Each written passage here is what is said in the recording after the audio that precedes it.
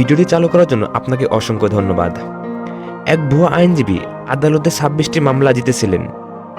আপনাদের জনপ্রিয় TV series আদালতের কথা মনে আছে, যেখানে কেটি পাঠক সব মামলা জিততেন? ঠিক তেমনি ক্রেনিয়ার ব্রায়ান নজাতি নামে এক ব্যক্তি পরিচয় চুরি করে আদালতে তার সব মামলা জিতেছিলেন। পরে জানা যায় তিনি আসল আইনজীবী নন। এলএসকে পোর্টাল তথ্য বদলে তিনি মামলাগুলো লড়তেন। বিষয়টি প্রকাশ হওয়ার পর তদন্ত শুরু হয়। তাহার মামলায় জয় পাওয়ার ঘটনা তখন বেশ আলোচনায় এসেছিল। তার আসল নাম ছিল ব্রায়ান মেউন্ডা এনজাগি, কিন্তু তিনি পরিচয় চুরি করে আসল আইনজীবী ব্রায়ান ময়েন্ডা এন্টুইগা নামে আদালতে হাজির হতেন।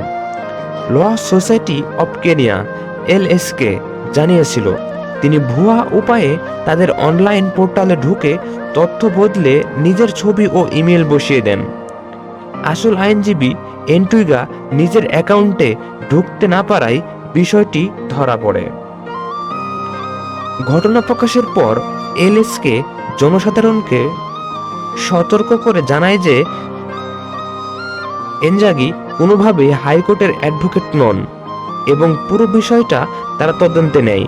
খবরটি ছড়িয়ে পড়ার পর সামাজিক মাধ্যমে অনেকেই বিস্ময় ও মজা প্রকাশ করেছিলেন। কেউ তাকে সিরিজ সুইটস এর মাইক রস এর সঙ্গে তুলনা করেছিলেন। আবার অনেকেই ভাবছিলেন কিভাবে আনুষ্ঠানিক শিক্ষা ছাড়াই এতগুলো মামলা জিতলেন, যদিও বিষয়টা সরকারের তত্ত্বাবধান ছিল। এনজাগি দাবি করেছিলেন তিনি পালিয়ে বেড়াচ্ছেন না এবং যেখানেই তাকে ডাকা হবে তিনি হাজির হবেন।